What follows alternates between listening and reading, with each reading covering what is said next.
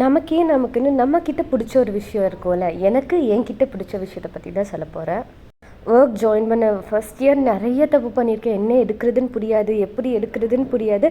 But அதெல்லாம் rectify பண்ணிவிட்டு second இயரில் என்னை கொஞ்சம் கொஞ்சமாக திருத்திட்டு கொஞ்சம் பெட்டராக ஆனேன். ஒரே ஒரு விஷயம் சப்கான்ஷியஸாக மண்டைக்குள்ளே ஓடிட்டே இருக்கும். இது நம்ம லைஃப் இல்லை ஸ்ரீஜா, அடுத்த பசங்களோட லைஃப்.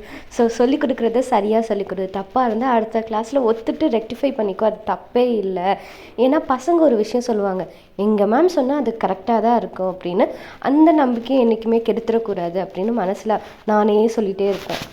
சில சமயம் ஃபெட்டப் ஆகும், என்னடா இது முடியல அப்படின்றதெல்லாம் தோணும்.